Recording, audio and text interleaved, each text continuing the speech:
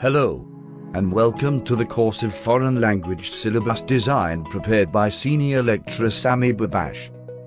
At the start, let us agree that education plays an important role to improve knowledge, skill, and morale necessary for success in an ever-competitive knowledge economy world. In such context, education can no more be limited to a simplistic perspective. Education consists of many elements that are coextensive and complementary. It is a system that works with the support of the peripheral elements around it. Curriculum and syllabus are two elements of instruction that support an education to be a good system and later result in societal development.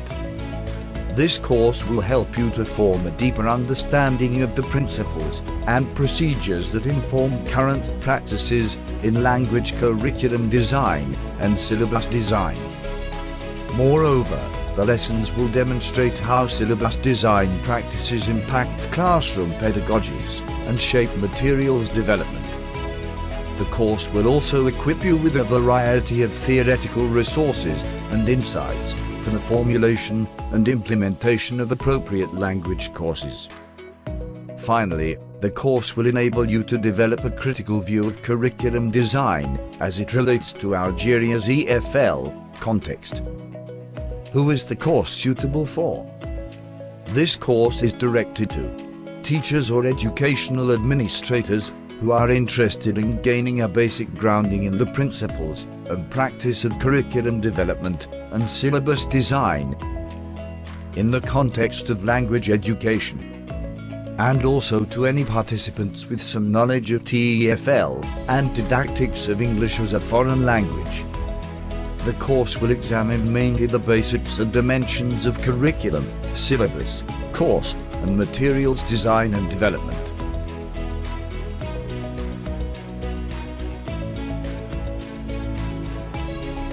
At the onset of the course, we need first to clarify what do we mean by syllabus and syllabus design. So, what is syllabus?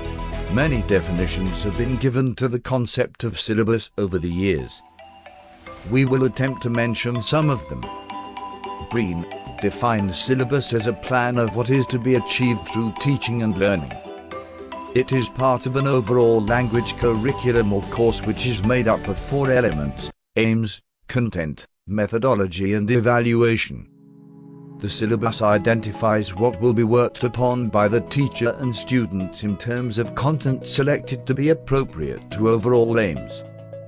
Another definition is set forth by Singer and Garplain, who explains syllabus as the representative of both an end and a beginning, a final product of the course planning, and a valuable way to introduce the course to the students.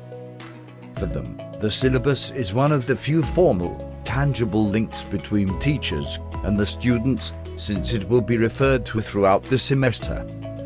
Likewise, Rabini claims that it is an expression of opinion on the nature of language and learning. It acts as guide for both teacher and learner by providing some goals to be attained.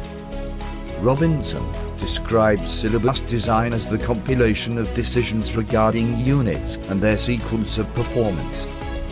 The researcher adds that, at the lowest level, the syllabus may be a reminder or a list of things to do for the busy teacher who has little classroom planning time. However, a good syllabus does much more than that. A well-written syllabus could provide a doorway into the pedagogical beliefs of the teacher or the course designer. The author also explains that, in some cases, the chosen course book automatically becomes the syllabus, but in most cases, teachers have to navigate their own way into designing a specific course. Hutchinson and Waters, in their turn, provided a simplified definition of syllabus as a statement of what is to be learned, one that reflects language and linguistic performance. This is a rather traditional interpretation of syllabus focusing, as it does put focus on outcomes rather than on process. However, a syllabus can also be seen as a summary of the content to which learners will be exposed, as Yalden stated. It is seen as an approximation of what will be taught and that it cannot accurately predict what will be learned. Another scholar, Richards, views syllabus is as an outline and summary of topics that has to be covered in an education or training course. When we juxtapose the above definitions of syllabus, we can conclude that a syllabus is the specification of the content to be taught, based on some theoretical assumptions on the nature of language and language teaching. It is the way in which content is organized and broken down into a set of teachable and learnable units. This outline of content takes the name of syllabus inventory. A syllabus includes considerations on pacing, sequencing, and grading items, methods of presentation, and practice, etc. The syllabus sets the onward responsibilities of teacher to the students. A syllabus predicts what will be learnt, but cannot assert learning. This implies that a syllabus is a suggested list of content that is likely to be taught and learned. Example: the syllabus for a speaking course might specify the kinds of oral skills that will be taught and practiced during the course, the functions, topics or other aspects of conversation that will be taught, and the order in which they will appear in the course.